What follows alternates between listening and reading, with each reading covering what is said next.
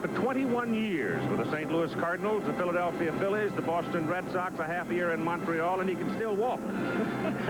But he's one of the great ones, 21 years, Tim McCarver. Timmy, you get looking at these two teams and the pitching staffs, you get infatuated with it. You think anybody's going to score any runs, or we're going to have a week-long game? Well, the reason you become infatuated with the pitching staffs is that the New York Mets lead the league in ERA, and the Houston Astros are second. As a matter of fact, I'd be very, very surprised if either club scored more than 5 runs, even if the games went to 7 games, the maximum. The New York Mets are going with a 4-man starting staff, headed by Dwight Gooden tonight, of course, and Mike Scott heads a 3-man staff, and depending on how many pitches Scott throws tonight, he will probably come back on Sunday. Both bullpens are strong. However, the Mets have a bullpen that includes Roger McDowell, a right-hander, and Jesse Orosco, a left-hander.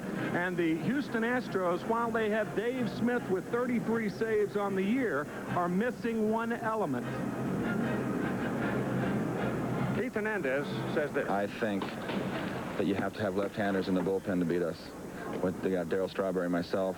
We got with left-handers pitching. We don't have Backman and Dykstra in the lineup.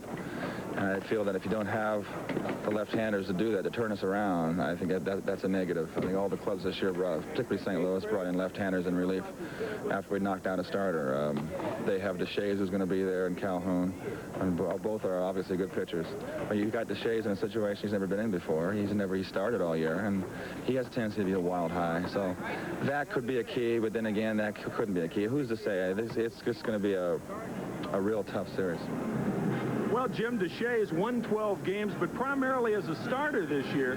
Jeff Calhoun could be a situation pitcher where he comes in the middle innings. The one problem, I think both managers are going to go with their starters so long that I think all long relievers are going to be out unless the games become extra inning ball games. Could be, and you know, there's always, Walter Mitty jumps up every year, doesn't he? Certainly you never know who he's going to be, so it could be Calhoun, it could be almost anybody on either side.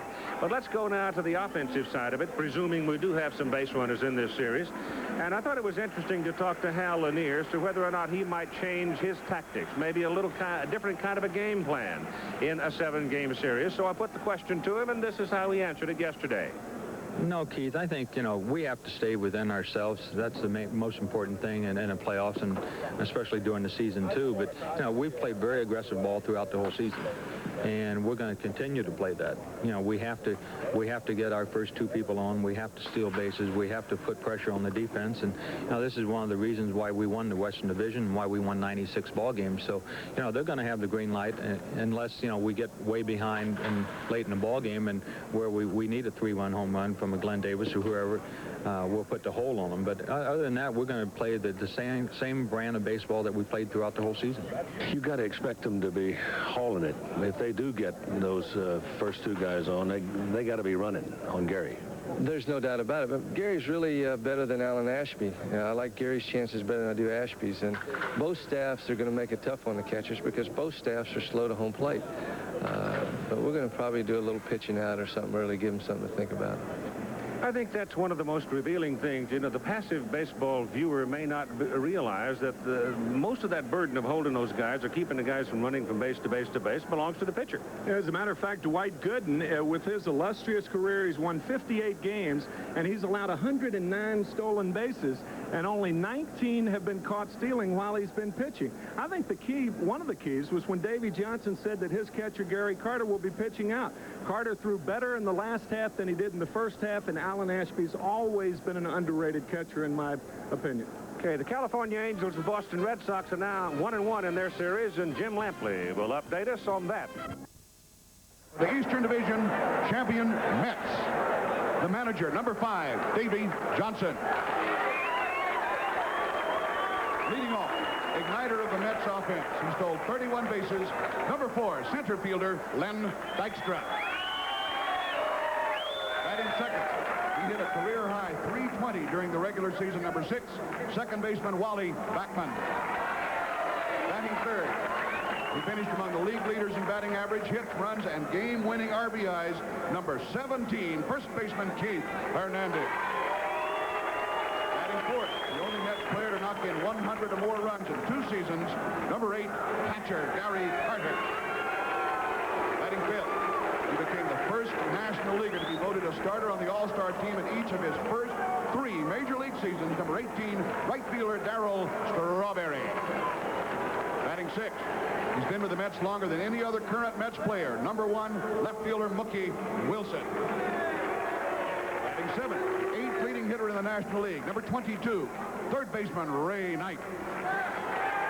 Batting 8th, he hit .280 in the last 33 games of the season. Number 3, shortstop Rafael Santana. Batting 9th and warming up in the bullpen, the 1985 Cy Young Award winner, number 16, Dwight Gooden.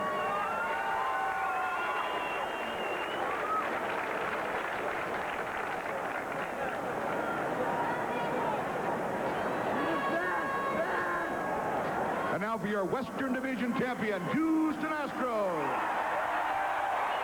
The manager, number 22, Hal Lanier. Leading off, he was second on the club and 8th in the National League in stolen bases, number 28, center fielder Billy Paxton. And second, he led the Astros in walks, runs, and stolen bases, number 19, second baseman Bill Doran. Batting 3rd, he set career highs in every offensive category of the season, number 29, third baseman Denny Walling. Batting 4th, the second Astro ever to hit 30 home runs in a season, number 27, first baseman Glenn Davis. Batting 5th, he had the 4th highest batting average in the National League, number 17, right fielder Kevin Hine. Batting 6th, 4-time Astros most valuable player, number 25, left fielder Jose Cruz. Batting 7th, he has caught 3 no-hitters in his Major League career, number 14, catcher Alan Ashby. Batting 8th, a native Houstonian who's making his 2nd league championship appearance, number 12, shortstop Craig Reynolds. Batting 9th and warming up in the bullpen, he became only the 2nd right-hander and 4th National League hurler to strike out 300 batters in the season, number 33, Mike Scott.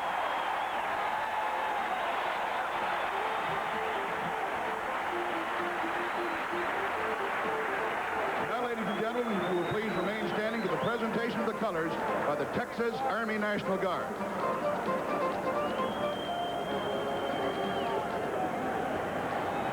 I can just imagine the public address announcer at Shea Stadium already beginning to hone for his introduction when they come back there. Michael White now will sing the national anthem.